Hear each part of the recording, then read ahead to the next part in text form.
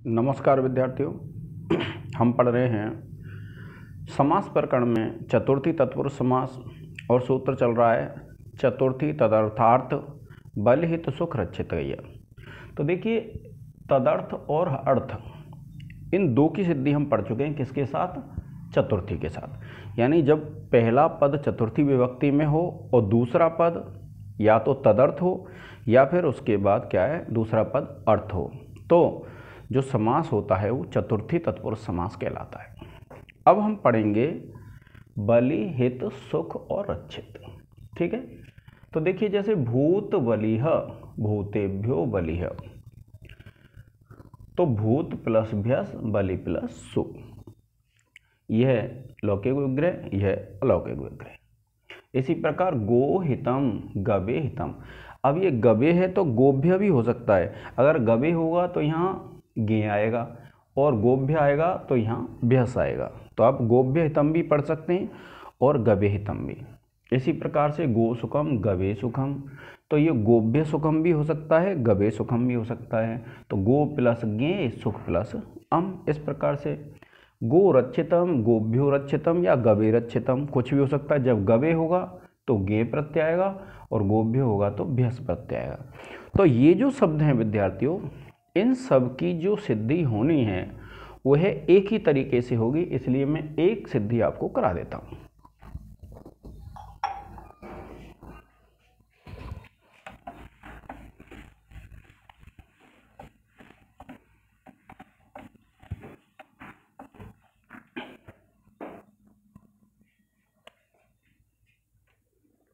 भूत plus भ्यस plus बलि।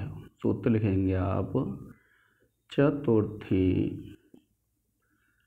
तदर्थार्थ बलि हित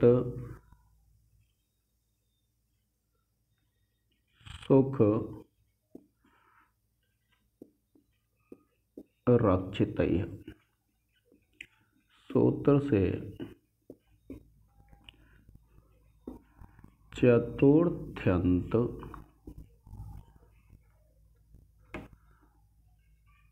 भूत का बलि सुबंत के साथ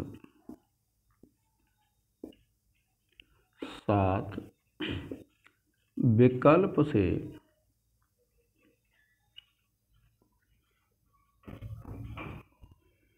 तत्पुरुष समास। तत्पुरुष समास करने पर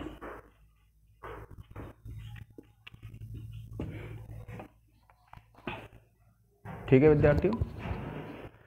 अब देखिए, जब तत्पुरुष समास हो जाएगा तो आप इसकी उपसर्जन संज्ञा कर लेंगे, पूर्व निपात कर लेंगे। आप लिखेंगे भूत प्लस भ्यस, ये भ्यस के स्थान पे गे भी आ सकता है। अब भ्यस प्लस बलि प्लस सु, और सूत्र लगा देंगे विद्यार्थियों प्रथमा निर्दिष्टम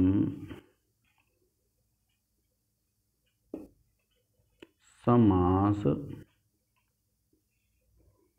उपसर्जनम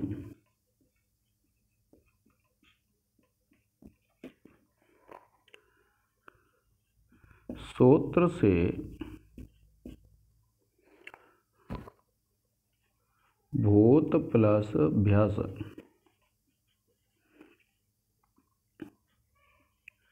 की उपसर्जन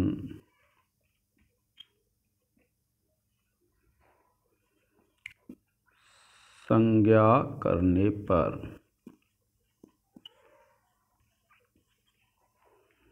ठीक है। फिर इसका पूर्व निपात कर देंगे।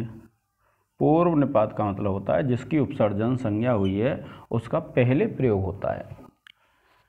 अब आपके दिमाग में एक सवाल आ सकता है कि ये तो पहले ही है, पहले कैसे प्रयोग होगा? तो पहले तो है भाइयों, लेकिन क्या होगा कि पहले होने पर भी हमको ये ध्यान रखना है कि हमें सूत्र लगाना है।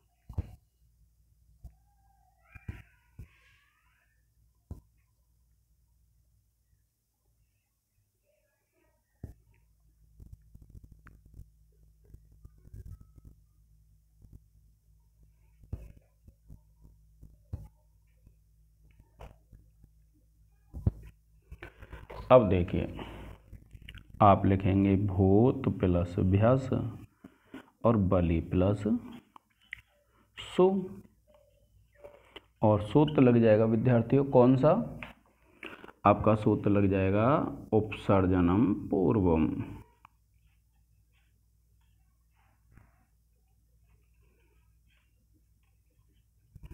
से, उपसर्जनम पूर्वम से उपसर्जन संज्ञक का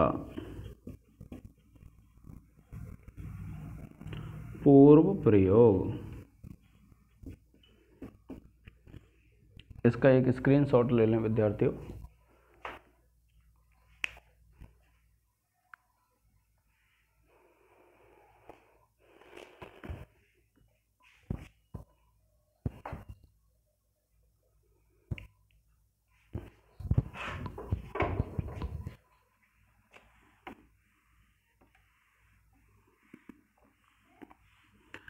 अब देखिए, जब ये स्थिति है इसके बाद पुनः हमें ये स्थिति बनानी पड़ती है, और आप लिखेंगे कृत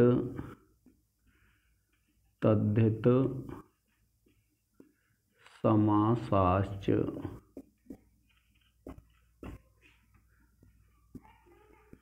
सूत्र से समास की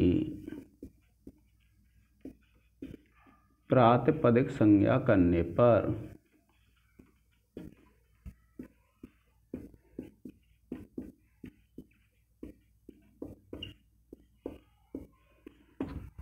ठीक है।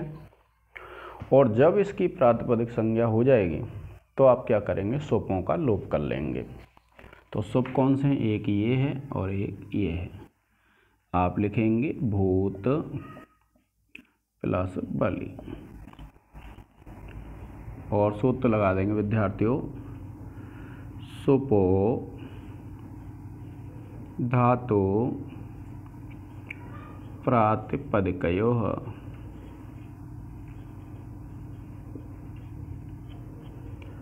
सूत्र से प्रातिपदिक के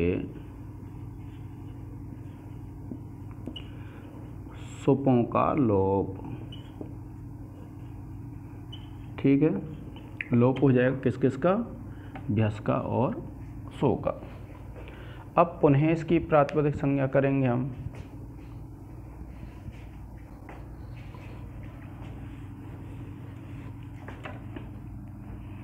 देखिए, आप लिखेंगे भूत बलि और सूत्र लगा देंगे कौन सा?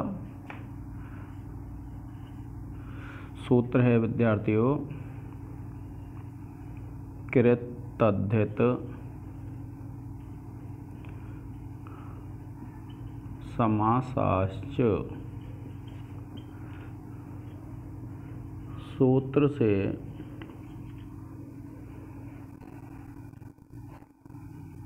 समास की प्रातिपदिक संज्ञा।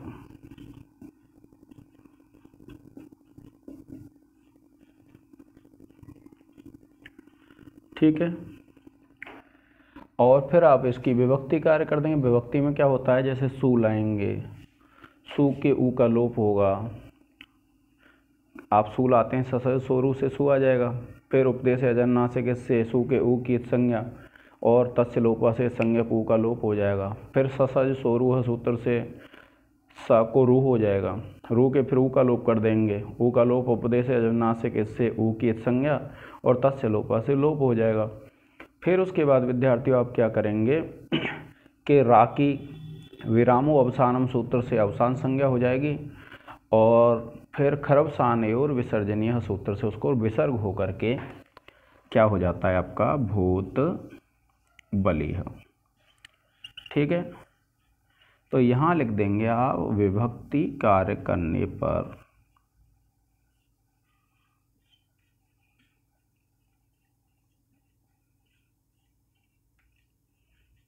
रूप सिद्ध।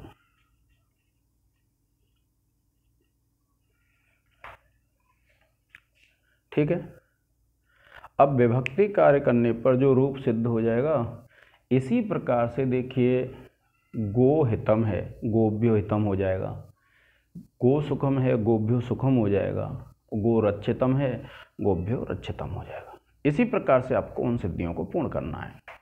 तो अब आगे जब हम पढ़ेंगे तो हमारा जो समास है विद्यार्थी वो कौन सा होगा, पंचमी तत्पुरुष समास। आज के इस लेक्चर में विद्यार्थियों इतना ही। जय हिंद, जय भारत।